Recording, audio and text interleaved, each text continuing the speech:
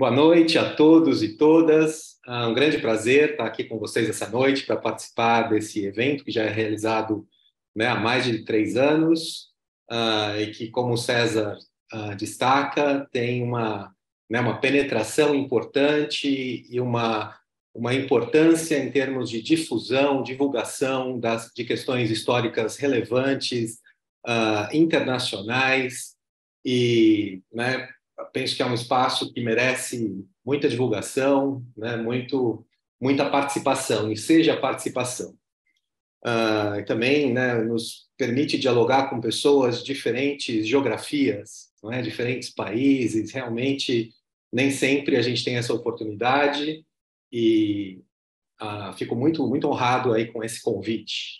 Quando o César fez o convite para mim, eu fiquei um pouco apreensivo, né? Claro que um convite tentador a gente já aceita de cara, mas eu fiquei um pouco apreensivo porque realmente, como ele disse, né, a pesquisa que eu desenvolvo, né, a minha área de especialização é uma área correlata, não é, aos estudos históricos, aos estudos sobre patrimônio, mas como, em particular, a questão curricular é uma questão que permite, não é, estudos interdisciplinares, não é? Justamente porque ela olha para a realidade como né, como algo que é inerentemente interdisciplinar. De vez em quando a gente faz essas ousadias, claro, correndo alguns riscos, não é? Mas muito contentes de poder participar e, sobretudo, trazer também para o grupo alguns elementos, né, que a gente vem buscando compreender e estudando já há algum tempo, em especial a questão do pensamento de Paulo Freire.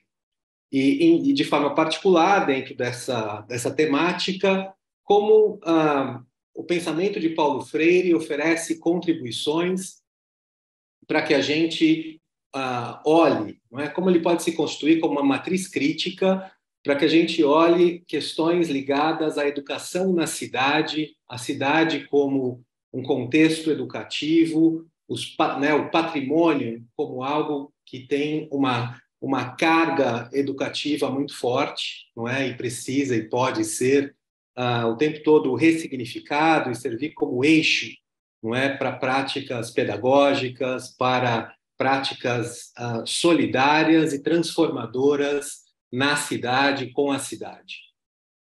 Então, eu fiz, né, pensei nesse tema, conversei com o César, que também solidariamente, corajosamente aceitou esse tema junto comigo, e hoje a gente vai fazer o debate aqui.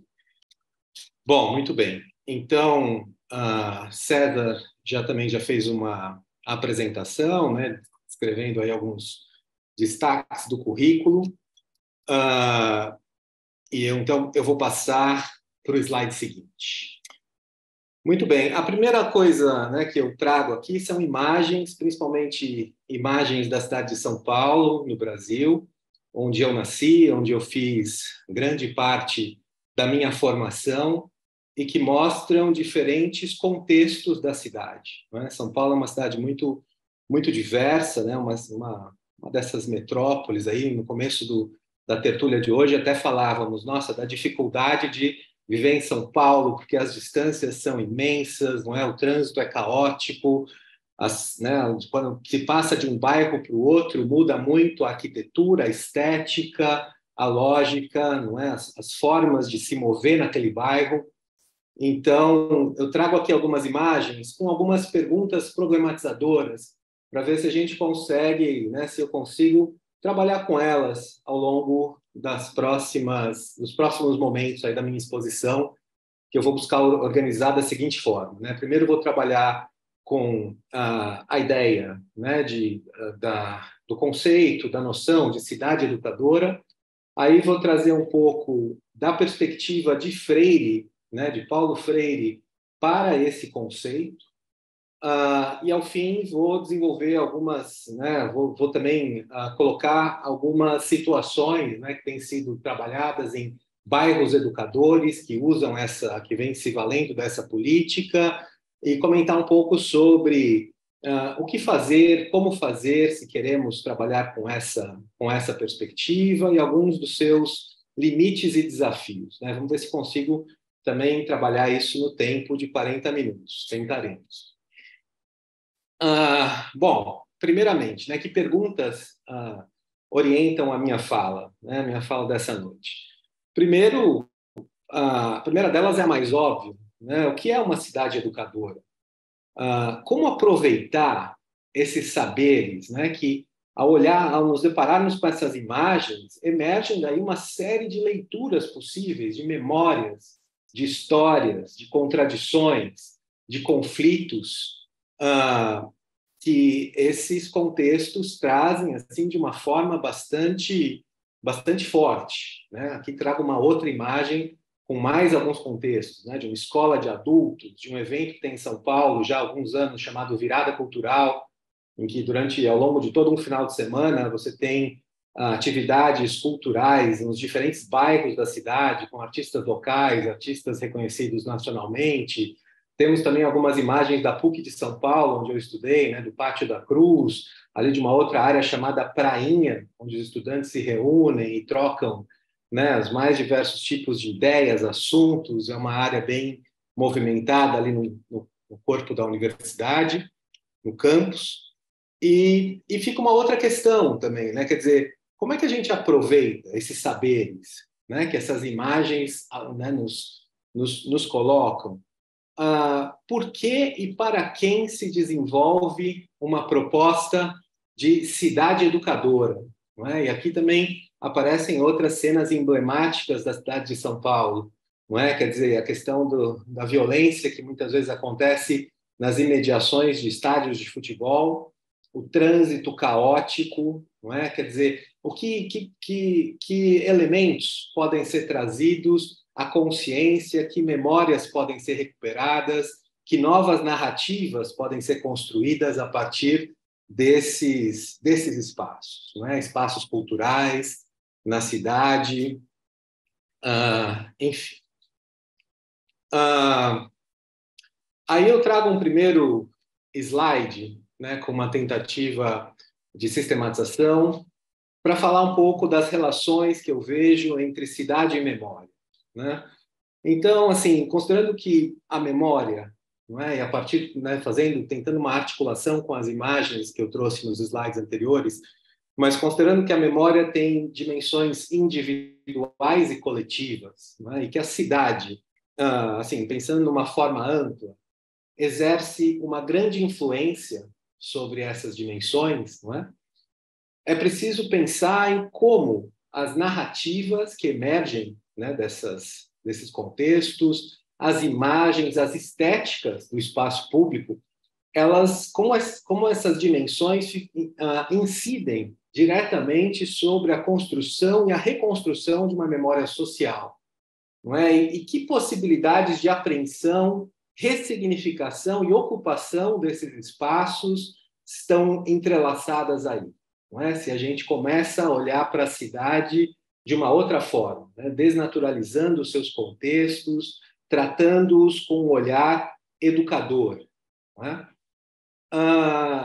Nesse sentido, não é sempre necessário lembrar que a relação, né, entre aquilo que é preservado, aquilo que é destacado na cidade, aquilo que é ocultado, aquilo que é destruído, obedece a critérios intencionais, que estão aí, por conta disso, evidentemente, encharcados, né, de valores, de visões de mundo, e produzem sempre sentidos e significados cuja ênfase pode estar na manutenção da ordem social vigente ou na transformação daquilo que é o estabelecido, né, do oficial, do conhecimento oficial, como diria um pensador da área do currículo chamado Michael Apple, um estadunidense.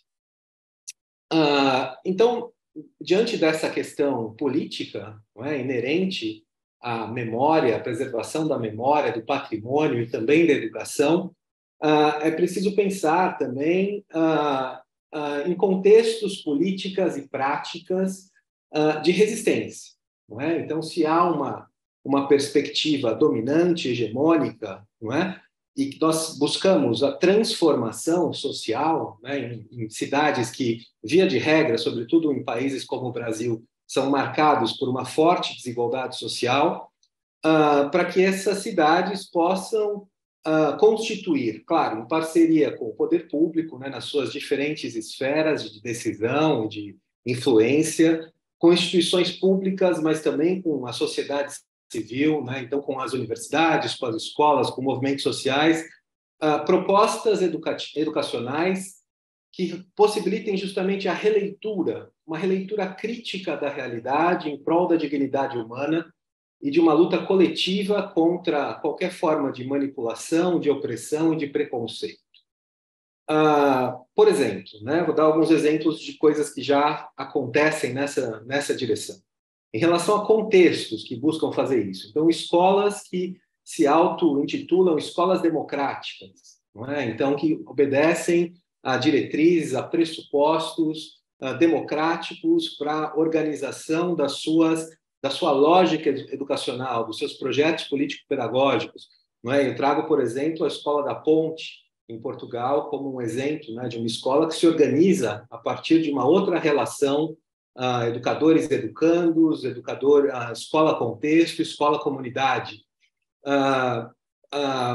A própria, em termos de política, não é? A própria política que emana desse construto, que é o das cidades educadoras. Então, e sobre a qual a gente vai ver um pouquinho mais, né, ao longo da exposição, mas o que quer dizer isso? Né? Quer dizer, uma cidade que busca adotar essa lógica, ela vai se organizar em torno de critérios, não é? Em termos, e não só de critérios, mas mais do que isso, em torno de práticas, para que ela, de fato, possa ter uma adesão ao tal do selo de cidade educadora e possa, assim, ser considerada. Não é? Em um exemplo de prática, né, que se dá hoje, por exemplo, numa ação social, num evento que acontece em museus, né, da cidade de Nova York, por exemplo, o Museu de História Natural. Então, uma prática que se chama Decolonize This Place, né, um movimento chamado DTP, cuja intenção é justamente, que é considerada inclusive uma ação ilegal pelo próprio museu, mas acontece, cuja intenção é de problematizar verdades oficiais, não é? Que estão propagadas ali por museus, instituições de memória, ou seja, de relativizar limites da produção de significados restritos a órgãos públicos do poder. Não é? Então, o que se busca, não é? Enfim, com a perspectiva, né, de uma cidade mais crítica, mais consciente de si, não é, mais respeitadora das diferenças, das identidades culturais, não é, dos seus habitantes, é o despertar de uma consciência crítica, não é, a construção de contranarrativas e contranarrativas que rompam com o limite da linguagem, não é? Não significa ficar somente no nível discursivo, mas construir de fato políticas e práticas que possam incidir sobre diferentes tipos de patrimônio, objetos de conhecimento, instituições, marcos históricos, colocando em evidência aquilo que a gente pode chamar de processos predatórios, né, de submissão das pessoas em grupos mais frágeis, mais fracos, e que isso envolvendo políticas, né, de preservação e recriação de tradições e memórias, de estética, de diferença, da própria produção de conhecimento e da questão dos corpos. Não é? Então, essas foram algumas primeiras ideias, não é, em termos das relações entre cidade e memória, cidade e patrimônio. Não é? Então, considerando essa né, por que trabalhar com a ideia de cidade educadora, não é? Bom, acho que, não sei se todos estão aqui que estão aqui nessa noite hoje estão familiarizados com o conceito de cidade educadora. Então, vale a pena, né, retomar essa ideia. Então, dizendo, né, que as diretrizes que orientam a criação das cidades educadoras foram elaboradas a partir de 1990, década de 90, portanto, num primeiro Congresso Internacional de Cidades Educadoras, foi realizado na cidade de Barcelona, e essas diretrizes, elas contemplam basicamente 3 eixos e 20 princípios que afetam os habitantes da cidade e, evidentemente, o poder público. Não é? Esses princípios a gente pode encontrar facilmente, não é? E depois eu vou também deixar esses slides com o César, e ele pode ser partilhado com o grupo, enfim, quem mais quiser, porque aqui tem bibliografia, tem um link, né, para Carta das Cidades Educadoras, onde esses eixos podem ser encontrados, grandes princípios, e basicamente os eixos eles tratam da questão do direito à cidade educadora, né, incluindo questões como a educação inclusiva, a educação ao longo da vida, acesso à cultura, coisas dessa natureza.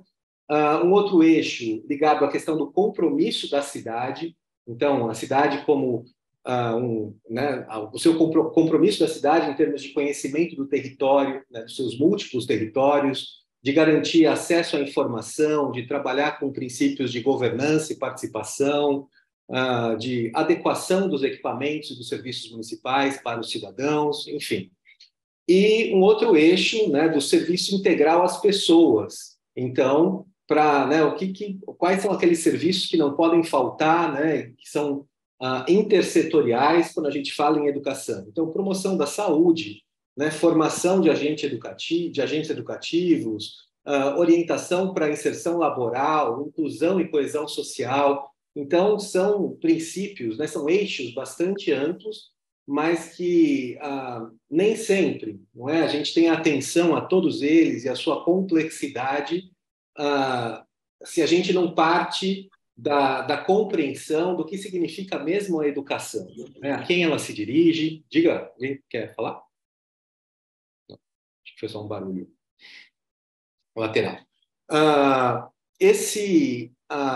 Quero retomar, né, a questão do evento, né, que deu origem à Carta das Cidades Educadoras também, que envolveu, à época, 189 cidades, né, 26 países, e, na época, o Brasil esteve presente, e vejam, ele foi representado pela Secretaria da Educação de São Paulo, né? Então, presente na delegação da América Latina estavam representantes da Secretaria da Educação de São Paulo. Tamanha né, a importância, né, da questão da educação em termos de representação, né, para um grupo que estava sendo criado, não é? Então, nem sempre isso é uma coisa óbvia, né? A gente pode pensar em outros representantes, né, em outras secretarias que compõem o poder público local, mas a Secretaria da Educação foi a escolhida para essa composição. E eu gostaria de citar, assim, né? Então, se a gente fosse definir o construto, né? Assim, o que é a cidade educadora, então? Né? Então, penso que algo que nos ajuda a entender a cidade educadora são alguns dos seus elementos centrais, né? Quer dizer, o que marca uma cidade educadora? Bom, além das suas funções tradicionais de gestão, né, gestão econômica, social, política, né, de prestação de serviços, ela precisa incluir entre os seus objetivos centrais a formação para e pela cidadania, né, entendendo aqui cidadania como um valor, uma prática, não é? Quer dizer, o direito a ter direitos, mas ao lado do exercício desses direitos e deveres, né? Não basta só isso ficar no campo do direito. É preciso que esse direito se consubstancie em um exercício, não é? Um outro elemento, né, importante para que uma cidade seja considerada como cidade educadora é que ela precisa promover a busca e a efetivação do direito à cidade, não é? Ou seja, os seus habitantes não podem ser alienados, né? Alijados da possibilidade de usufruto, não é? De exercício dessa cidadania fora, né, dos espaços, dos contextos da cidade. É preciso que uma cidade educadora desenvolva ao máximo o seu potencial educativo, não é? Então, que pense e repense os espaços todos como espaços em que é possível aprender e ensinar, não é? E que os ponha a serviço da cidadania, especialmente com esses espaços especialmente destinados à infância e à juventude, mas não só, mas a infância e a juventude ganham relevo nessa proposta da cidade educadora. E um projeto de cidade educadora, né, é muito importante que ele seja pensado na sua relação parte-todo, não é? E não só dentro de ilhas dentro da cidade. Quer dizer, não podem ser somente algumas partes afetadas pela proposta. A cidade, né, ou a comunidade, se a gente for pensar na questão dos bairros educadores, né, que são propostas que têm ecos dessa proposta mais ampla das cidades, devem se converter naquilo que a gente pode chamar assim, né, de uma grande escola, não é? Com tempos e espaços flexíveis para atender diversas necessidades dos cidadãos, com uma rede de serviços, apoios culturais que vão forjando um território, né? E podem ser, vejam, né, esses espaços podem ter escolas, universidades, museus como eixos de aglutinação e de difusão das práticas, né? Então, cria-se uma outra lógica, né, uma outra forma de organizar a cidade em função dos seus equipamentos, se a gente trabalha dentro dessa lógica, não é? Então, aqui eu quis trazer um pouco do conceito, não é? Trago esse extrato da Camila Arelaro Caetano, né? Um extrato onde ela faz um destaque a partir de uma tradução, né? De um trecho da primeira Carta de Cidades Educadoras, pensando, né, numa conceituação. E o que mais? A Carta das Cidades Educadoras, não é? Ela vem sendo revisada, embora esses 20 princípios que eu mencionei há pouco, e esses 3 eixos se mantenham, não é? Então, ela vem sendo revisada ao longo dos anos, e também é preciso dizer que essa ideia não é uma ideia inédita, não é? Ela é uma ideia que tem apoio, né? Que tem uma tradição em outros grandes documentos, né, que têm penetração internacional, né, tais quais a Declaração Universal dos Direitos Humanos, não é, o Pacto Internacional por Direitos Econômicos e todos esses que estão listados aí e que mostram para a gente também que há uma perspectiva em termos de visões de mundo que se fundem.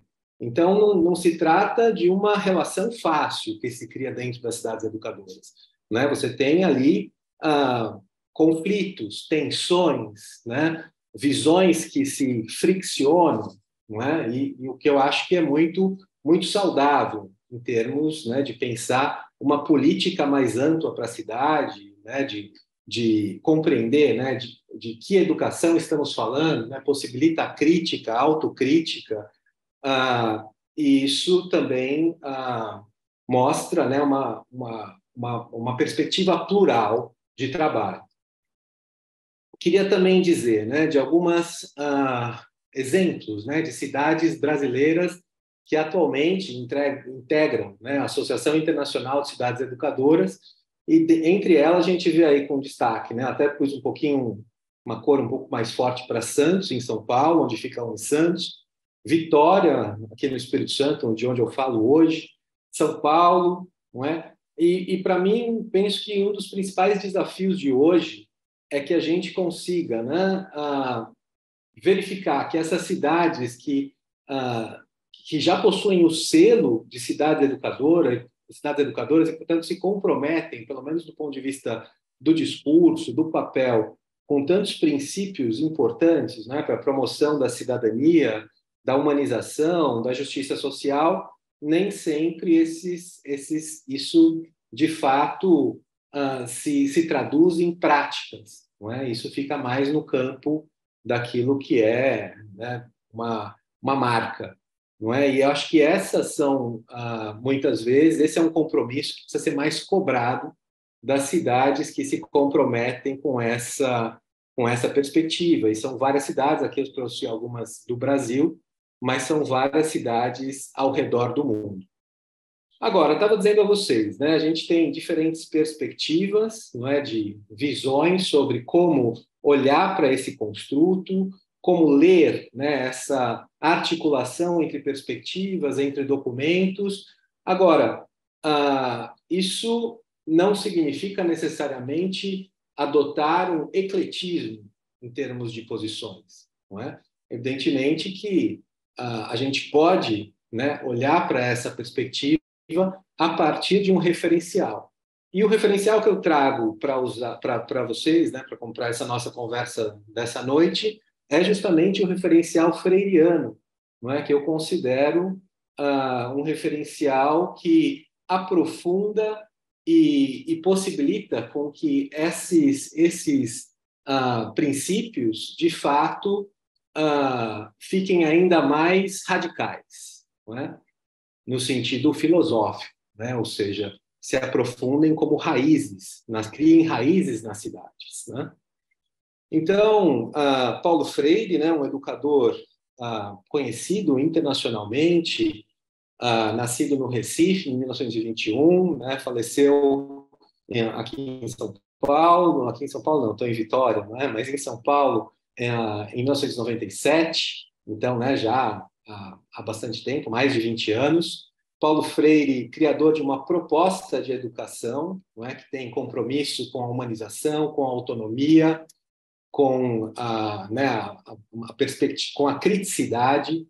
Paulo Freire, que foi secretário de educação, secretário municipal da educação, justamente naquele momento em que eu dizia a vocês, houve né, o Congresso Internacional que gerou a proposta das cidades educadoras, e é autor, né, de mais de 20 obras com prêmios internacionais, possui muitos títulos honoris causa, não é? Então, realmente, é um grande educador e vem sendo, né, eu, nos últimos anos, né, a referência para o meu trabalho como educador na Unisantos e como orientador de pesquisas na Unisantos. Eu coordeno a Cátedra Paulo Freire. O que nós fazemos na cátedra? Né? Não é, a cátedra ela não é apenas um lugar de homenagem, que também já seria muito justo, não é?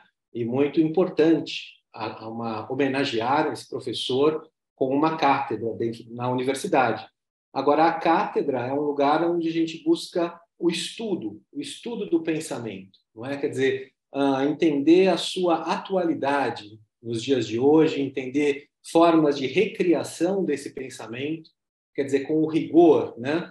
Atendendo aos critérios e aos princípios da lógica interna do seu pensamento, tentar vislumbrar como é que ele se recria hoje na prática, na política, aqui, em que ele nos apoia, com que novos pensadores ele pode ser articulado, enfim, né? A cátedra tem essa missão, não é? Esse horizonte de trabalho. E vale a pena dizer também, não é, para os colegas e as colegas que são também de outros países, né, que não sei se estão também muito familiarizados com a gestão Paulo Freire, né, no Brasil, mas a gestão Paulo Freire, na década de 90, ela se inicia com um orçamento muito limitado, não é? Então, né, o Brasil passava por sérias dificuldades, né, no começo da década de 90, saindo do período, né, da ditadura militar, entrando na sua redemocratização, com eleições abertas, não é? Então, há muitos problemas, né? Então, de ordem político-pedagógica, estrutural, e assim, São Paulo Freire assume a cidade também com essas dificuldades todas, não é? E a superação desses desafios, desde o primeiro momento, para Freire, esteve ancorada em uma perspectiva não autoritária. né? O mote de Paulo Freire era construir na cidade uma educação pública, popular e democrática, não é? Então, essa foi a marca da sua gestão e, por isso, penso que a ideia de cidade educadora se integrava muito bem aquilo que Paulo Freire considerava como importante, né, em termos da gestão da educação na cidade. Né? Lembrando que ele era secretário da Educação nesse momento. Então, deixa eu só tomar aqui o zoom, que ele sumiu, meu slide sumiu aqui, também não vou conseguir mudar agora. E o que é muito significativo dentro da obra de Paulo Freire e que eu queria trazer para vocês, né, naquele sentido de radicalização, né? Quer dizer, por que é diferente pensar a educação a partir de Freire? Né? Por que trazer Paulo Freire como um pensador para olhar essa questão da educação na cidade? Vejam como Paulo Freire, num texto, inclusive, publicado num livro chamado Política e Educação, né, em 1993, mas dentro desse livro tem um texto chamado A Educação Permanente e as Cidades Educadoras. Então, eu trouxe esse extrato, né, de Paulo Freire para mostrar como é que ele via a questão da educação. Né? Então, o que permite a educabilidade? O que justifica a prática educativa e uma prática educativa que se faz em todos os contextos, não só na escola, mas na cidade como um todo? Então, para o Paulo Freire, a questão é a educação, ela é permanente, mas ela não é permanente somente por uma questão né, que a gente poderia pensar assim, temporal, não é? Quer dizer, não se trata disso, mas é uma ideia filosófica, né, de que os sujeitos eles são incompletos, inacabados, inconclusos e por isso estão em permanente formação, não é? Quer dizer, também não é um gosto ideológico, não é um interesse econômico que diz que a educação é permanente, é uma exigência ontológica do ser humano. Não é? E pensar dessa forma muda, né, reorienta a visão sobre o que trabalhar na prática educativa, por que trabalhar, como olhar um determinado contexto a partir de necessidades concretas dos sujeitos de se completarem, de se tornarem mais humanos, mais felizes, né, de superarem o sofrimento, não é? Então isso muda a relação dos próprios sujeitos entre si, dos sujeitos com a cidade, dos sujeitos com a prática educativa. Só esse princípio chave, não é, de pensar o que é educação, por que é que o ser humano se educa, não é? E ele diz mais, olha, não é só isso, né? É o fato também de saber, né, que podemos saber mais. Ou seja, por que queremos? Né? Por que temos esse gosto pela busca, por o tempo todo estarmos insatisfeitos com aquilo que já sabemos? Justamente porque somos incompletos e podemos saber mais. Não é? E ele diz, olha, do ponto de vista filosófico, é aí que a educação e a formação se fundam.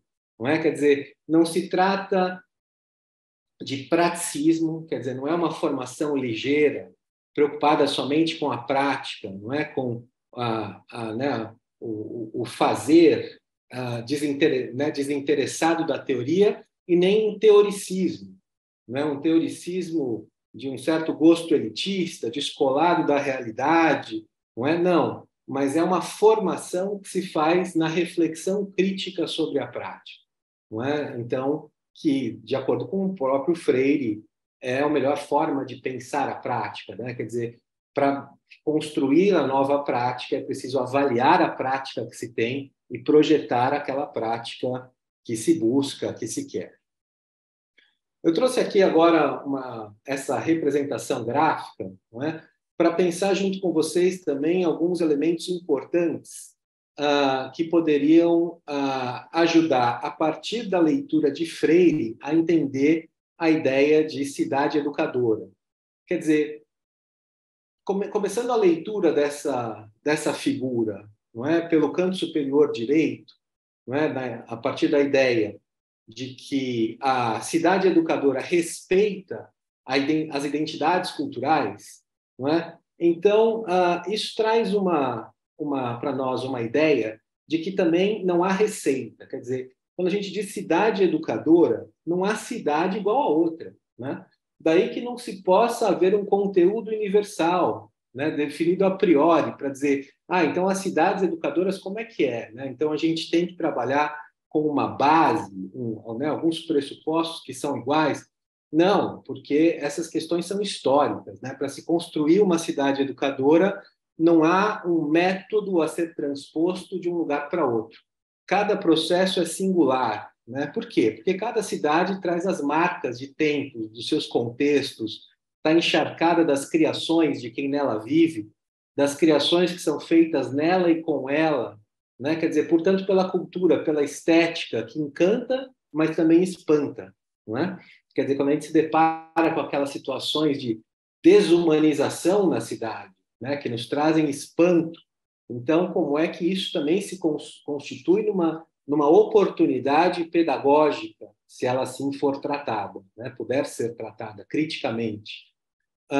E essa relação também de respeito se faz no encontro da cidade com os seus habitantes, né? Quer dizer, e também deles entre si, né? Num diálogo que é mediado sempre pelo que a gente interpreta, pelo que se vê na cidade e pela materialidade das situações concretas que se busca transformar.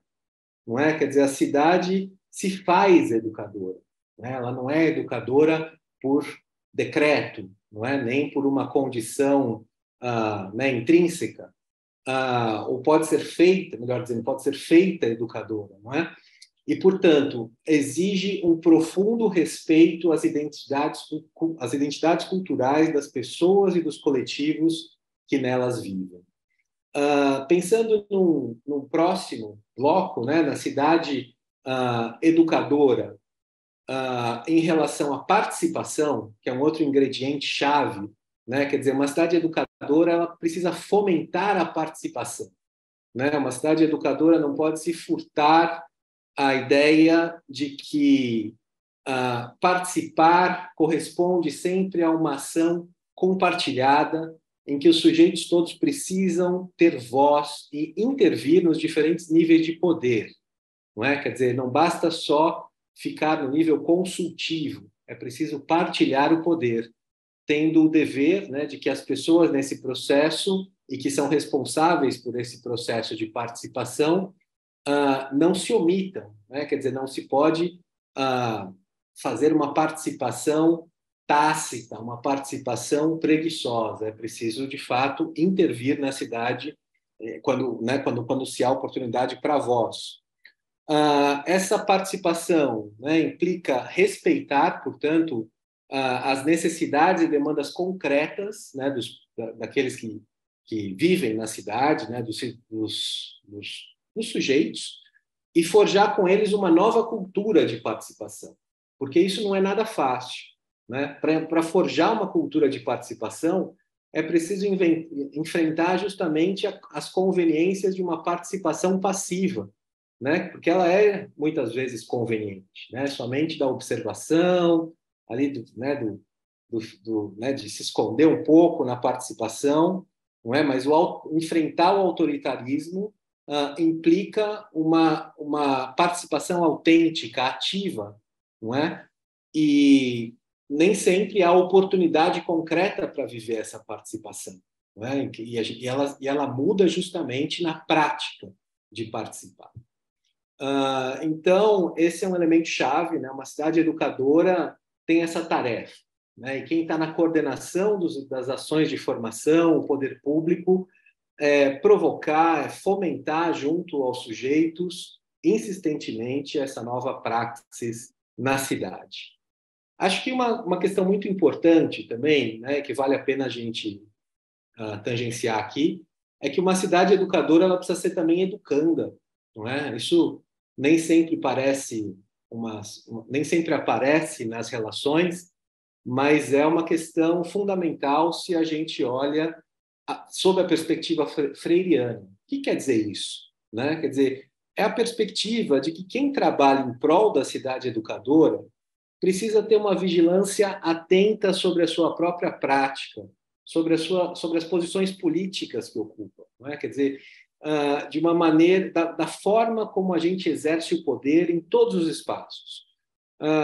Evidentemente que isso vai requerer uma escuta, né? Uma escuta de qualidade que implica compreender as justificativas, não é, que sustentam as visões de mundo de quem pensa diferente, não é, que compreender os distintos lugares sociais, não é, respeitar as experiências que as pessoas têm, não é, buscar saber em que elas trabalham, que desejos elas alimentam, não é, que dramas de vida e de morte elas têm, quais são as suas esperanças, o que as move, o que as anima, não é? Então, isso vai implicar também não absolutizar convicções, não é? Quer dizer, estar aberto para se rever, se reinventar, ter cautela para não construir ou reconstruir o caminho da ação educativa sem levar em conta aquilo que a gente ouve dos sujeitos que habitam a cidade. E, por fim, penso que vou falar da transformação como uma bússola, um horizonte, uma utopia. Não é? A transformação será a condição que baliza o rumo das ações da cidade educadora. Não é? Indicando os passos a serem dados para a melhoria da qualidade de vida das pessoas. Não é? Ou seja, perguntas como o que ensinar, para quem ensinar, a favor de quê, de quem, contra quem ensinar, como ensinar. Não é? Isso vai dizer da dimensão política da educação de que fala Paulo Freire, por isso um horizonte, não é? Quer dizer, cidade educadora para quê? Né? Então, endereçando aquela pergunta do início da exposição. Muito bem, eu já estou caminhando para os momentos finais da apresentação, então quero só fazer alguns destaques para bairros educadores, não é? Que são aqueles bairros em algumas cidades, né, de São Paulo. Trouxe aqui exemplos de um bairro educador na cidade de São Paulo. E esse bairro, né, eu conheci essa iniciativa a partir de uma dissertação de uma colega, não é, que pesquisou neste bairro, que é justamente a Camila Arelaro Caetano, que foi citada mais acima, e a dissertação dela está nas referências dessa apresentação, onde ela vai descrever a prática, né? Como é que Heliópolis se torna um bairro educador, o que acontece ali. Então, como um exemplo de possibilidade concreta dessa transformação. Né? Então, como um bairro localizado na periferia da cidade de São Paulo, com mais de 200 mil habitantes, estigmatizado, que sofre problemas dos mais diversos, né, marcado por desigualdade, como é que surge essa ideia? Não é? Então, ela vai identificar que essa ideia está presente, né, no bairro desde os anos 90, mas se fortalece muito com a chegada de um professor, não é, que é o professor Braz Nogueira, né, que hoje é bastante conhecido, pelo menos aqui no Brasil, né, em nível nacional, mas também que se alia, não é, a um movimento social do bairro, que é a União dos Núcleos e Associações, a UNAS, né, a União de Núcleos, Associações e Sociedades de Moradores de Heliópolis e São João Clima. E essa proposta, né, esse educador, juntamente com o movimento social, né, que chega aos moradores e promove uma discussão entre os moradores, eles buscam se pautar por princípios muito próximos àquele da proposta das cidades educadoras, ou seja, de forma bem sintética, a ideia de que tudo no bairro precisa, de alguma forma, passar por questões ligadas à educação. A escola, né, uma escola que é mais central no bairro, que era a escola Campos Sales, uma escola pública, ela passa a ser um centro de referência e de liderança no bairro. E passam a ser valorizadas ações que têm como eixo autonomia, promover a autonomia dos moradores, dos jovens, não é? das pessoas em geral, responsabilidade e solidariedade. E ela narra uma série de eventos, né, que marcaram a construção. Isso é uma construção, é sempre processo, não se dá de repente, não se dá sem contradições, mas apontando questões, né, de como isso se deu, e coloca como desafios, né, a questão do enfrentamento da desigualdade social, né? Quer dizer, no bairro, um bairro pobre, faltam equipamentos, faltam políticas voltadas a crianças e jovens, não é? Então, a assunção do espaço do bairro nem sempre é feita pelos moradores, né? Como um espaço de convivência, então tratado com cuidado, como parte da comunidade, mas isso tem que ver também com as crenças, os valores, não é? As identidades possíveis dentro de uma sociedade fortemente hierarquizada, fortemente desigual, como é a sociedade brasileira e a cidade de São Paulo, principalmente na periferia. Não é? Então, muitas vezes, os próprios espaços também, né, não oferecem o necessário convite para que isso seja, para que eles sejam ocupados, né, para que os moradores se aproximem, mas busca-se a todo momento a construção, né, a disputa. Né? Então, até os investimentos, os recursos públicos, eles são disputados para aqueles que precisam ser destinados a escolas, né, aos equipamentos sociais, no sentido de que eles possam ser, esses espaços possam ser democratizados, ressignificados e se tornem de fato espaços de convivência, de formação, né, de luta por vida digna, de partilha e preservação de tradições e memórias, enfim. Um outro espaço, não é? Que essa pesquisadora cita é a cidade de Nova Iguaçu, que fica na Baixada Fluminense, no Rio de Janeiro, e que foi conduzir um programa entre 2006 e 2010 chamado Bairro Escola. E esse programa ele teve na educação em tempo integral, nem diz educação integral, mas em tempo integral, né, aquela educação que tem momento, né, da escola regular durante um período e atividades diversificadas no período da tarde. Por meio dessa iniciativa, se buscou radicalizar a aproximação entre a comunidade local e a escola, né, tendo em vista reduzir taxas de vulnerabilidade infantil que eram muito elevadas na cidade. Então, essa iniciativa foi bem sucedida, né, durante algum tempo, e, para além do poder público local, ela precisou envolver parceria do Ministério da Educação, à época, e de entidades não governamentais. E, por fim, ela também coloca como um exemplo concreto, né, de bairro educador, que se inspirou na proposta de cidades educadoras, os projetos Bairro Escola, desenvolvidos pela Associação Cidade Escola Aprendiz, que busca articular parcerias intersetoriais envolvendo governo, comunidade e, né, outras entidades, para mapear oportunidades em cada território do bairro, no sentido de fomentar a cidadania, a educação, produção cultural. Né? Então, esses são exemplos de bairros educadores que se apoiam na ideia das cidades educadoras. E o que fazer, como fazer, né, para efetivar essa proposta? Importante lembrar que não há receita, né, como foi dito anteriormente, mas há um conjunto de elementos possíveis. Né? César já apareceu aí, significa que o meu tempo está acabando. Mas, né, esse é o penúltimo slide, vou só passar por ele rapidamente. Então, penso que é importante reestruturação do território. Né? O que significa isso? Reestruturar o modelo vigente, né, de território com a criação de tempos e espaços que facilitem o encontro e o intercâmbio entre as pessoas.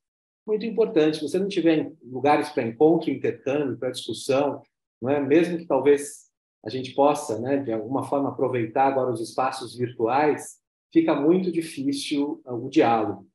Luta contra o fracasso, né, o chamado fracasso e o absenteísmo escolar, né, as faltas, ou seja, é preciso envolver a comunidade inteira numa proposta de cidade, de bairro educador. Né? Não é só a escola que tem o compromisso de garantir a educação de qualidade para todos e todas. É preciso fomentar a solidariedade civil, a coesão social e a inserção no trabalho, no mundo do trabalho. Isso significa lutar contra a exclusão, né? Buscar fórmulas criativas para a criação de empregos, investir fortemente na formação das pessoas. Sem trabalho, é muito difícil articular a educação, articular a cultura. A elaboração de um mapa educativo na cidade, né, que significa identificar qual é o mapa educativo da cidade, do bairro, né, mas considerando aspectos qualitativos e não só quantitativos. Criação de estruturas de apoio à inovação, então trabalhar com a ideia de inovação tanto educativa quanto para a preservação da memória. Estão criando redes de colaboração, de intercâmbio, não é? A formação, a preocupação com o patrimônio, né? Questões que se projetam na cidade como eixos centrais e temas, e a criação de conselhos territoriais, ou seja, é preciso democratizar e fortalecer os espaços de deliberação, né? Os espaços de diálogo,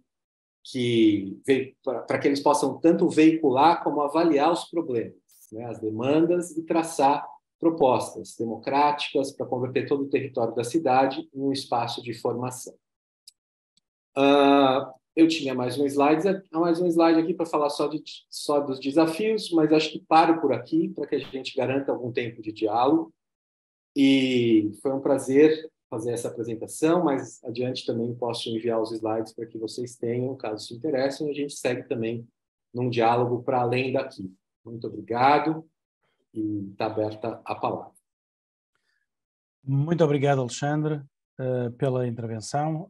É uma novidade, muito sinceramente eu não estava de todo desperto para esta realidade. Quando li o pequeno resumo, fiz uma pequena pesquisa e descobri que em Portugal há 96 cidades educadoras, inscritas como cidades educadoras. 96, há uma rede, mas que é desconhecida. Pura simplesmente, eu não sei se os outros lusos que estão aqui assim, que conheciam este conceito ou não conheciam este conceito. De qualquer maneira, parece-me que é um conceito, por um lado, bastante vago e muito abrangente, e, portanto, com grande dificuldade de pragmatizar, de aplicação prática, propriamente dita, não é? E por outro lado, há sempre o problema de uma cidade é uma cidade, uma pessoa pode viver numa cidade e trabalhar noutra, pode, hoje em dia, com a flexibilidade de movimentação, não só, pelo menos aqui assim na Europa, não só se muda de cidade, como se muda de país com uma grande facilidade, e está-se permanentemente a alterar as suas próprias relações. Temos aqui assim já duas pessoas inscritas, temos a Carol e a Cristiane. Pergunto se há mais pessoas que se queiram inscrever, podem se inscrever ou no chat ou levantar a mão nas reações. E passava já a palavra à Carol. Obrigada, Rui. Bom, eu não tenho muito o que dizer, se não agradecer ao Alexandre pela colocação hoje. Eu também desconhecia, Alexandre, a questão de cidades educadoras, me interessei muito. E, assim, eu escrevi um monte de coisa. Por mim, eu ficaria a noite inteira falando com você sobre isso, porque foi muito interessante. E eu acho que a tua fala, a maneira como você trouxe também foi muito gratificante para mim. Então, te agradeço desde já pela tua didática. O que eu tenho para perguntar, assim, eu fiz 800 perguntas, mas acho que eu consigo reduzir, à medida que você ia falando. Se cidade educadora, eu poderia falar que falar de cidade educadora seria falar de democracia? Essa seria uma pergunta. À medida que você foi falando também, eu fiquei aqui pensando, né, se dentro do que Paulo Freire falava, se ele estava, esse conceito de cidade, a gente poderia falar que menos gentrificação e mais gentificação, já que Paulo Freire puxava muito para essa coisa de eu sou gente e lido com gente, tenho afetos, tenho sentimentos. E por último, já que só tem 2 inscritos, eu vou falar então para cada pessoa que está falando, eu vou fazer uma pergunta. A gente fala muito, né, de educação, e assim, principalmente no Brasil, sobre estátuas, monumentos. E a gente tem um monte de estátuas e monumentos que a gente desconhece por completo. Se não em lugares muito específicos, e aí eu dou exemplo, né, para o meu objeto de estudo, que é Mulheres e Forças Armadas. Quando a gente fala de Maria Quitéria, a Bahia conhece muito bem, e tem até estátuas lá. Mas ao resto do Brasil, é praticamente desconhecida, se não, assim, através de leituras, né? Mas não dentro da cidade propriamente. E ela é a primeira combatente do Exército Brasileiro. Entre outras mulheres, inclusive para contemplar os homens também, né? Falar de João Cândido, que lutou numa revolta da Marinha, na revolta da Chibata, e que tem um monumento aqui no Rio de Janeiro, que também é desconhecido, a não ser pelas pessoas que são da Marinha ou das Forças Armadas que o conhecem, mas ele está numa praça que passa um monte de gente em Niterói, Rio, e que as pessoas não sabem quem é. Então, pelo que você fala, cidade educadora é mais, né, ou não só estátuas e monumentos. Aí eu queria que você falasse um pouco a respeito. No mais, eu só tenho a agradecer e, assim, acho que poderia ter mais Alexandre Saul falando pelo menos por uma virada cultural de Alexandre Saul. Muito obrigado. Alexandre, quer então fazer a intervenção e inclusive, pegar alguns dos pontos que eu aqui assim abordei e dar a resposta à Carol. Sim, muito obrigado, Rui. Muito obrigado, Carol, pelos comentários e perguntas. Sim, acho que essa ideia, né, esse conceito, né, de cidades educadoras, ele, de fato, concordo com o Rui, ele precisaria de um maior tratamento acadêmico, né, em termos do seu aprofundamento, né? Acho que isso seria muito interessante, não é? E acho que mais pesquisas, né, em termos daquilo que as cidades educadoras vêm produzindo e como elas vêm ressignificando o conceito, não é? Como isso vem de fato, o que dos princípios, o que vem sendo possível concretizar, o que é aquilo que não foi possível concretizar, como é que se lida hoje também com a questão das novas tecnologias, né, da informação e da comunicação, onde é que elas entram nessa lógica das cidades educadoras, tudo num mundo globalizado, né, num mundo onde até as distâncias geográficas, de uma certa forma, como o Rui colocou, se tornam mais fáceis de serem vencidas, não é? Evidentemente que sempre quando a gente faz essas observações para alguns grupos de pessoas, outros têm muitas dificuldades de deslocamento, né? Isso para nem dizer das questões, né, geopolíticas, dos refugiados, né, das pessoas, dos grupos, né, das minorias, dos grupos excluídos e oprimidos. Mas, sem dúvida, isso afeta, não é, a questão do conceito, né, o próprio deslocamento, a cidade onde eu trabalho. Eu mesmo trabalho em Santos e parte do meu tempo passo em São Paulo, passo em Vitória, que é em um outro estado. Então, isso muda e como é que é a minha ação, né, enquanto alguém que valoriza isso, e o que eu faço para contribuir nesses 3 espaços. Acho que são provocações e colocações que o Rui faz que ajudam bastante a pensar, não é, a quem de fato quer trabalhar com esse conceito,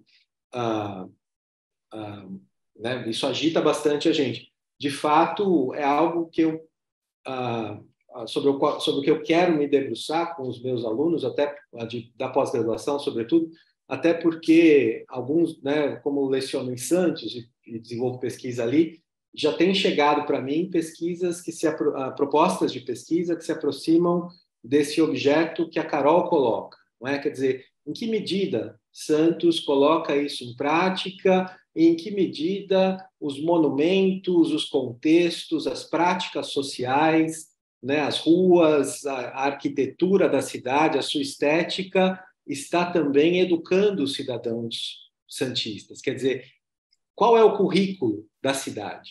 Né? Não o currículo da cidade que as escolas, muitas vezes o que acontece nas escolas e nas salas de aula, mas como é que a cidade está contribuindo, né, como um todo, e as práticas sociais que ali acontecem, para a humanização ou para a desumanização?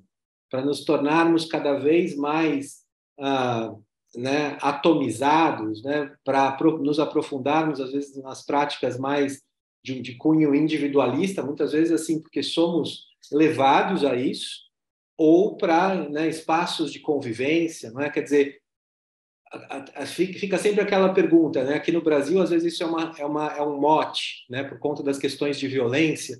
Muitas vezes as pessoas dizem assim: tira as crianças da rua, não é? E às vezes a gente pensa assim: por que não devolver a rua às crianças, né? Mas de que rua a gente está falando, né? De que espaços, de que oportunidades culturais, né? Oportunidades pedagógicas, oportunidades lúdicas, artísticas, estéticas, né? E a ocupação como um elemento até para favorecer, né? E para né? Como um elemento que pode favorecer, né? Se colocar como um elemento de contra-violência, né? Enfim, mas nessa perspectiva. Daí quando a Carol coloca também, né? Falar de cidade educadora é falar de democracia? Penso que sim. Agora, é preciso entender que tem diferentes perspectivas, né? Isso também penso, dentro do espectro, né? Quando a gente fala em democracia, que vão desde uma democracia liberal, não é? E isso está presente em muitas cidades, até algo que vai numa perspectiva mais social, não é, mais crítica, uma visão mais crítica de democracia. E essas visões disputam também o conceito de cidade educadora, não é? Então, assim, ele tem uma politicidade muito forte. Então, o que é ser uma cidade educadora na perspectiva da democracia liberal? Isso tem uma série de implicações. E o que é ser numa outra perspectiva, né, mais social, mais democrática, mais radical. Então, isso também muda. Agora, sempre eu acho que o conceito de democracia é um valor para quando a gente pensa em cidade educadora, né? Então, e muito ao encontro do que você disse, penso, né, concordo com você, da gentificação, né, contra a gentrificação, né, e acho que essas ideias também, esses conceitos também ajudam a fortalecer essa ideia, né? Quando a gente vai pensando, bom, né, a partir da tua fala, puxa, é fundamental essa associação com a democracia e essa especificação. Fundamental essa outra ideia da gentrificação. Então, outros conceitos que vêm também ajudar a construir essa categoria cidade educadora que podem vir de um pensamento decolonial, né? Então, tem vários elementos que nos ajudam aí a fortalecer isso, né? Então, acho que por aí. Muito obrigado, Alexandre. Acho que garantidamente a Carol teve a resposta e a clarificação, se bem que isto poderíamos estar aqui assim o resto da noite a falar. Temos 3 inscritos e eu acho que 4 inscritos, e dá-me a ideia que já não podemos mesmo admitir mais, e agradecia que fossem todos muito sintéticos nas perguntas ao Alexandre e que o Alexandre também conseguisse também ser sintético, porque estamos 10, 12 minutos do fecho da sessão e já não há mais do que 2, 3 minutos para colocar a pergunta e para dar a resposta a cada um, está bem? Portanto, eu neste momento tenho inscritas a Cristiane, o Sanches, a Ana Saúl e a Renata Marota. E, portanto, passava a primeira palavra à Cristiane Melo, que foi a primeira a inscrever-se. Cristiane? Boa noite a todos. É um enorme prazer, eu sou aluna e orientanda do professor Alexandre Saúl, aqui na Unisantos, e é um enorme prazer estar no meio de tantas pessoas tão ilustres, tão queridas. Me embebendo de todo esse prosseguimento, nesse belo diálogo que houve entre Alexandre e Carol, professora Carol, nesse momento, eu só acrescentaria algo assim: como fiscalizar essa cidade educadora? Porque para ser uma cidade educadora, eu preciso estabelecer alguns requisitos, colocar em prática, não só, né, na parte teórica, né, jurídica, eu preciso praticar isso, né? E como a professora Carol destacou, existem diversos pontos na cidade que curricularmente não é democrático e nem educador, né? É dominador.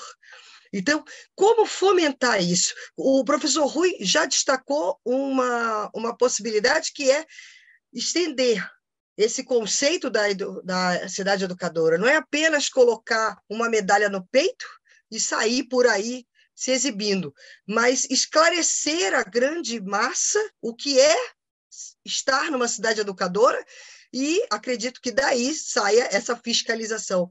Então, eu gostaria, professor, que o senhor falasse só um pouquinho sobre esses movimentos, como podemos fazer isso acontecer. Muito obrigada a todos, é um grande prazer estar aqui. Alexandre? Alexandre, pode responder? Então, Cris, eu penso também, né, que essa é uma séria dificuldade e por isso também, muitas vezes, essas políticas, além de outras, né, elas têm, no caso brasileiro também, tem muito a questão da alternância entre políticas que se caracterizam como políticas de governo e não se efetivam como políticas de Estado, não é? E que, de fato, perdem a sua continuidade. Então, acho que fortalecer isso em termos no campo jurídico, eu acho que é uma questão importante. Acho que a questão da formação das pessoas para entenderem o que isso significa, mas não só uma formação que se faça na prática também, que não seja somente algo livresco. A cidade educadora, a democracia, que bonito. Mas que as pessoas tenham a experiência da democracia, a experiência, né, de uma cidade que de fato muda suas vidas, mesmo que seja um pouquinho só, isso vai fazer com que elas lutem, por hipótese, vai fazer com que elas lutem por uma cidade cada vez mais democrática. Fortalecimento de instâncias de avaliação e fiscalização dos processos, ou seja, dos conselhos, com ampla participação da sociedade civil, mas também, né, do poder público, de entidades acadêmicas, científicas, não é? Isso eu acho que fortalece. E, sem dúvida, né, eu acho que a participação popular, quanto mais efetiva, mais essa ideia se materializa na prática e se mantém. Não é? Se a população não vê sentido nas práticas e nas oportunidades oferecidas, dificilmente algo permanece. A coisa simplesmente se esvai. Né? Então, é preciso ver sentido, é preciso respeitar a população, criar políticas que façam sentido, que respondam aos seus anseios, e esse vai ser um movimento primeiro, né, de uma cidade educadora nessa perspectiva freiriana. Muito obrigado, Alexandre. Temos muito pouco tempo. Passava agora, então, a palavra ao Sanches. Boa noite, Sanches. Boa noite a todos. Para mim foi uma surpresa muito grande saber que São Carlos, a cidade onde moro, é uma cidade educadora. Que é uma cidade voltada para a educação, eu sabia. Nós temos uma universidade federal, uma universidade estadual, que é a USP, e temos universidades particulares. Temos centros de pesquisa da Embrapa, etc. Mas esse conceito de cidade educadora, sinceramente, era desconhecido. Aí a minha pergunta vai muito próxima da Cristiane. Quem fiscaliza? Como é feita essa fiscalização? A quem caberia essa fiscalização, essa cobrança? É cidade educadora só porque está no papel que é cidade educadora? Muito obrigado, tenham todos uma boa noite. Muito obrigado, Sanches, mais uma vez pela participação. Alexandre? Muito obrigado, Sanches. Sim, totalmente de acordo contigo, né? Também me surpreendi quando cheguei em Santos, também não sabia, e vim descobrir já morando na cidade, porque nada me chamava a atenção para isso. Então, de fato, penso que é algo que que é muito, né, pouco explorado ainda pelas próprias universidades, pelas escolas, pelos movimentos sociais, no sentido de difundir essa informação e aí dizer ao poder público, bom, vocês de fato aceitaram, se comprometeram com esse selo. Então, quais são as ações? Né? Onde é que isso está no plano diretor das cidades? Onde é que isso está nos projetos das câmaras, né, das câmaras de vereadores? Né? Onde é que isso se de fato... Onde é que estão as ações? Então, é preciso... as pessoas realmente não sabem dessa questão. Isso é muito, muito sintomático. É, exatamente. É de tal maneira que eu vivo em Oeiras, que é uma cidade educadora e eu não sabia. O Luís Nogueira vive em Viseu, que é uma cidade educadora e se calhar não sabe. O Rui Carita vive na Amadora, que é uma cidade educadora e provavelmente também desconhecia. O João Saraiva vive em Setúbal, que é uma cidade educadora, e dá-me a ideia que é um movimento que está muito expandido, mas muito escondido. Temos muito pouco tempo, eu passava agora, temos inscritas a Ana Saúl e a Renata Marota, pedia que elas as duas fizessem a intervenção para depois perdermos menos tempo na resposta, porque pode ser uma resposta um bocado integrada, está bem, Alexandra? E então passava a palavra à Ana Maria Saúl.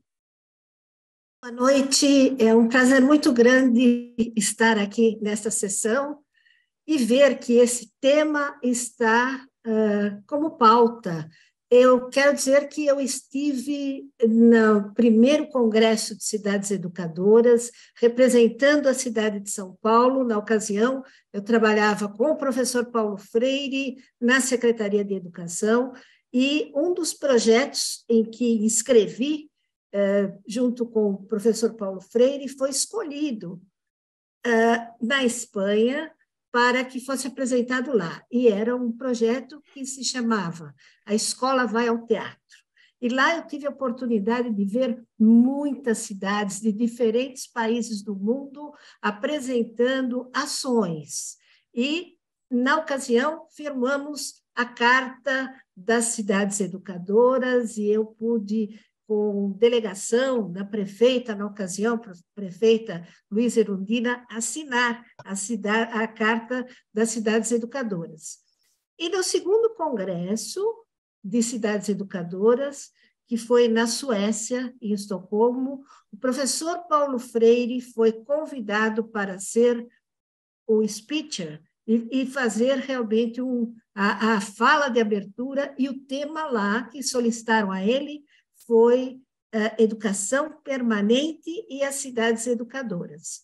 Então, eu tenho visto, como professora universitária, este tema muito desaparecido. Algumas poucas vezes ele surge como interesse de pesquisa, eu tenho suscitado algumas vezes esse interesse, e eu fico muito feliz de ver que o tema ressurge aqui e que ainda somos poucos, mas talvez possamos fomentar esse trabalho.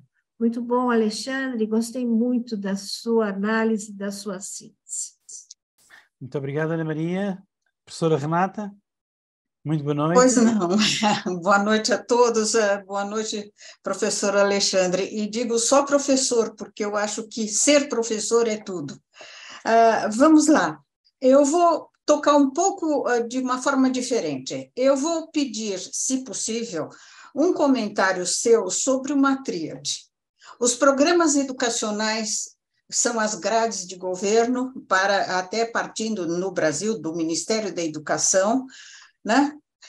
Os normativos todos, a preparação e a condição ideal de professores para serem os agentes divulgadores desse programa, tá?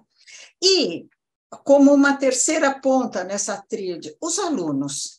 Os alunos estão disponíveis, eles estão preparados para receber e praticar esse modelo, visto que não existe esse conceito dentro do grupo social que vivemos. Tá? Existe essa condição? Eu fui a mais sintética possível para poder ganhar tempo. Muito obrigado, professora Renata. Professora Alexandra. Muito obrigado pelas considerações e pela pergunta, Ana e Renata. Penso que seria muito importante integrar, né, num modelo de cidade educadora, ter como eixos, não é, estruturas que pudessem, eixos articuladores desse conceito, dessa proposta, esses contextos, a escola, o museu, a universidade, não é? Onde os aprendizados gerados nas situações, na prática social, né, que se dá na cidade, pudessem ser trabalhados e questionados, problematizados e melhor compreendidos nas salas de aula, não é? Com aportes das diferentes áreas do conhecimento e uma perspectiva intertransdisciplinar.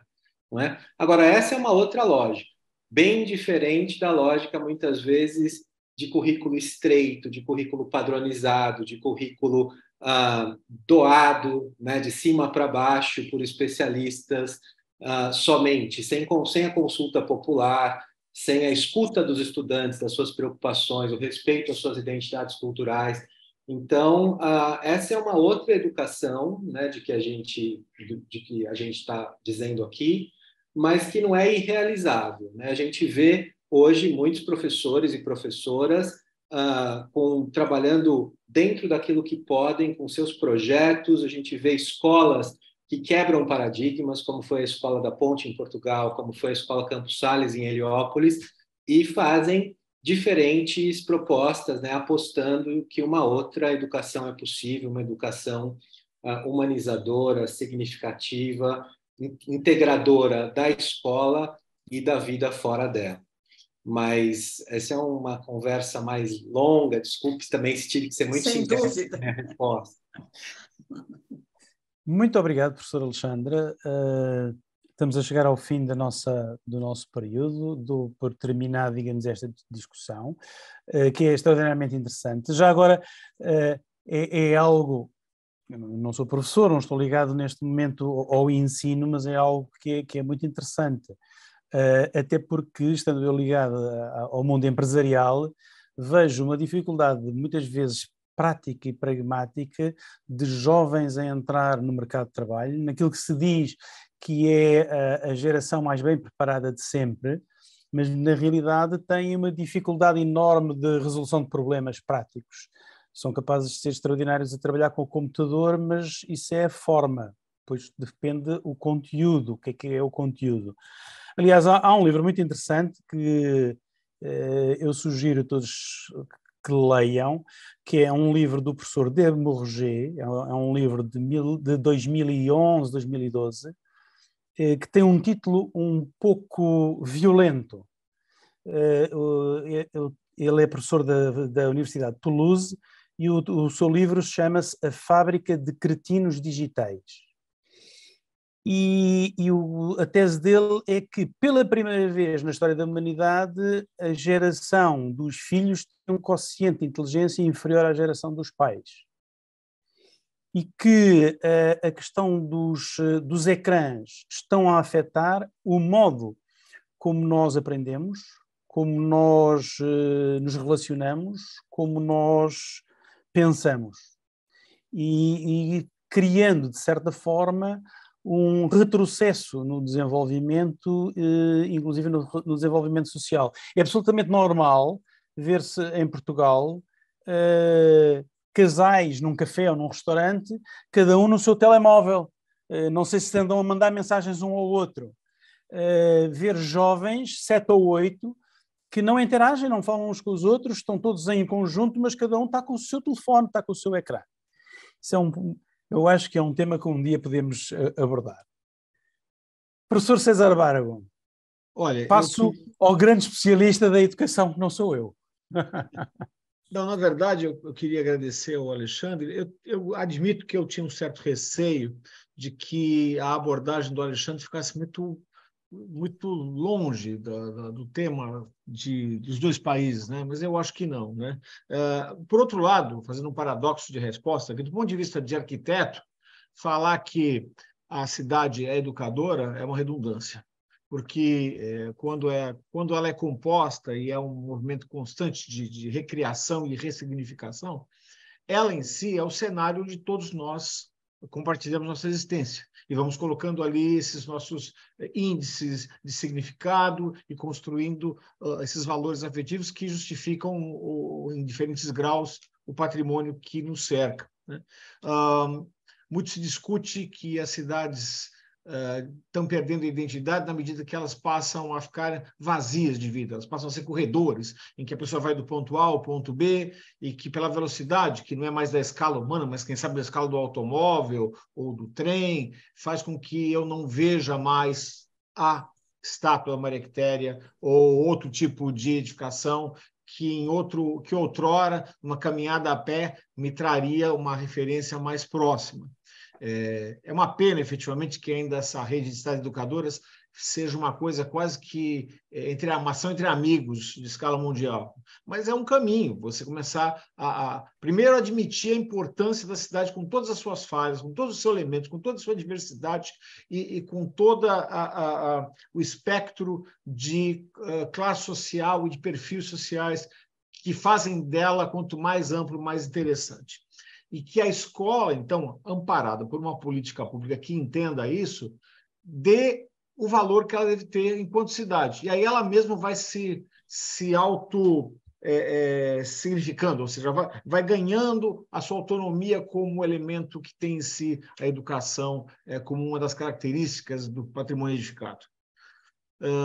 A gente vai ter que voltar a esse tema, talvez a gente possa fazer um recorte em algum momento. Eu mesmo estou montando uma fala que eu vou ter agora num projeto que eu estou na Colômbia, e isso está na minha cabeça aqui. Quem sabe a gente não ofereça isso mais para frente. Eu vou devolver ao Rui, já me despeço aqui, o Rui faz o final, apresentando quem voltará daqui a 15 dias, e agradeço a todos pela presença. Muito boa noite, muito obrigado a todos por terem estado presentes nesta tertúlia. Daqui a 15 dias regressamos novamente a Portugal, na Europa, e do Porto, da cidade do Porto, teremos connosco o professor Sérgio Veludo Coelho. O professor Sérgio Veludo Coelho, neste momento, é professor da Escola Superior de Educação do Porto, é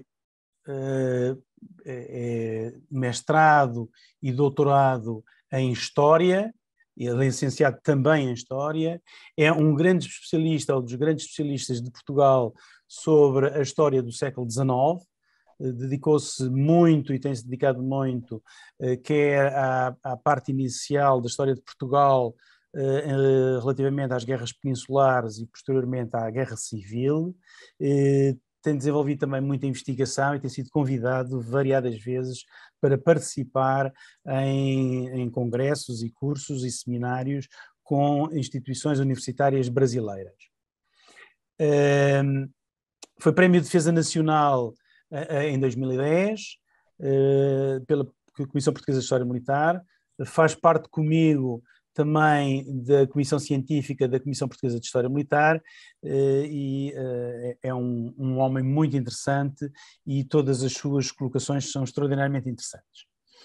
Começámos eu coloquei-lhe um desafio, que era trazer aqui assim um tema que era a divisão dos voluntários do Príncipe, que depois se transformou na divisão dos voluntários reais, que foi enviada daqui da Europa e que acabou por ir para o que é hoje o Uruguai, mas, entretanto, lembrei-me de outra coisa e, conversando com ele esta semana, somos capazes de deixar esta colocação da divisão dos voluntários do Príncipe, ou dos voluntários do Rei, para aquilo que é muito coincidente com a data. Será no dia 3 de julho e no dia 2 de julho comemora-se a data dos 200 anos da independência da Bahia. E ele é exatamente um dos especialistas que sabe quais o nome de todos os elementos que estiveram na Bahia e conhece muito bem a história toda. Portanto, fiz-lhe o desafio e daqui a 15 dias teremos o professor Sérgio Veludo Coelho aqui connosco a falar-nos exatamente da situação da independência da Bahia nos seus 200 anos. Esperemos que com isto faça o interesse a toda a gente, quer de Portugal, quer do Brasil, porque é uma história relativamente desconhecida, pelo menos do lado de Portugal, e provavelmente também será desconhecido do lado do Brasil, com exceção, como a Carol diz, provavelmente só da Bahia, que continua a comemorar a sua independência da Bahia, suponho eu, que nesse próprio dia 2 de julho. Até daqui a 15 dias. Muito obrigado pela vossa presença.